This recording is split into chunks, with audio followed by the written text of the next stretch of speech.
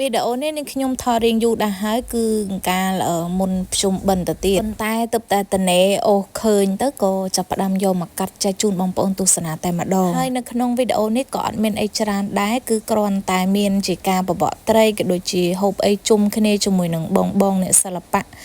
នៅខាងខេត្តកំពង់ឆ្នាំងដូចបងប្អូនឃើញពីដើមវីដេអូអញ្ចឹងគឺគ្រួសារនេះខ្ញុំគាត់ចូលចិត្តបបកត្រីក៏ដូចជាស្ទូចត្រីមែនតែនមិនត្រឹមតែថាបបកនៅតាមបឹងទលេឬក៏ត្រពាំងអីទេចាគឺថាស្រះរបស់ម៉ាក់ក្មេងក៏គាត់អត់លើកលែងដែរចាគឺថាស្រះរបស់ម៉ាក់គាត់ហ្នឹងត្រូវជាម៉ាក់ក្មេងខ្ញុំណាហើយដោយដៃគូដៃកង់របស់គ្រួសារនេះខ្ញុំមានបងដៃអក៏ដូចជា solo ចាដបងឲ្យ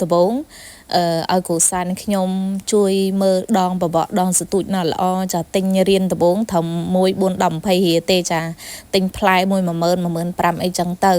ដល់ពេលចេះបបកស្ទាត់ហើយគឺថាដែងណែវក់បងប្អូនចាគឺថាវក់ធីមគាត់នឹងតែ2 3នាក់គឺថាដើរទៅជាមួយគ្នាទៅដល់ណាបបកនៅក្នុងខេត្តកំពង់ឆ្នាំងគឺថាកន្លែងខ្លះគាត់បបកស្គាល់ប្រឡងហើយដល់ពេលបបកអស់ប្រឡងចឹងទៅគាត់ចាប់ផ្ដើមដាក់គ្នាទៅបបកនៅខាងអីគេរាំងទិលខាងទលេសាបអីអញ្ចឹងណាបងប្អូនហើយនេះខ្ញុំក៏ធ្លាប់បានទៅដែររាំងទិលគឺថា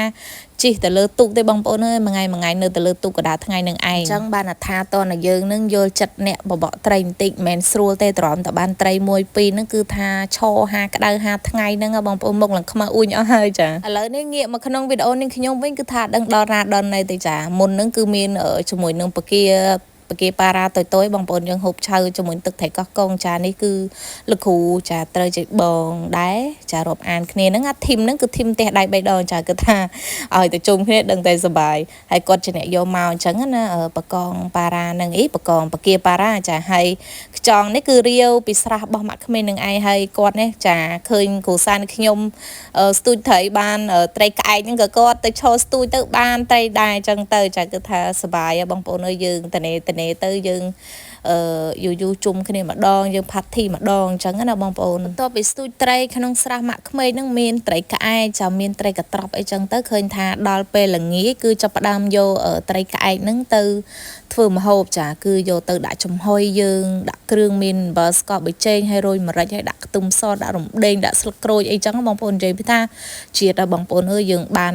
ភ្លាមអញ្ចឹងនិយាយពីថាធ្វើអីក៏ឆ្ងាញ់ដែរតែជាពិសេសគឺយើងយកទៅចំហុយនឹងតែម្ដងគឺជាតិដែរបងប្អូនហើយបើនិយាយពីគ្រួសារនឹងខ្ញុំហើយនឹងបងចានៅជាប់បន្ទប់នេះគឺថាធីមផ្ទះដៃ3 ដងណាដឹងជាក្បាច់ style ស្អីទេចាគឺថាហុចទៅវិញទៅមករួចបងប្រុសនោះគាត់អង្គុយសើចគាត់ថាអូយកាលបានហូបទេលោកអើយឥឡូវតើហុចទៅវិញទៅមកអញ្ចឹងណាចាហើយថ្ងៃហ្នឹងក៏មានជា DJ ចាគឺថានេះគ្រូសារបស់បងស្រីហ្នឹងគឺ DJ ចាគម្របឆ្នាំងគឺថាដូចនេះខ្ញុំនិយាយពីមុនអញ្ចឹងថាធីមនេះខ្ញុំនេះទៅដល់ណាផ្អើលហ្នឹងហើយអធិស្ឋានបងប្អូនមិនមែនថាសบายរហូតទេគឺថាយូរជួបគ្នាម្ដងអញ្ចឹងណាបងប្អូន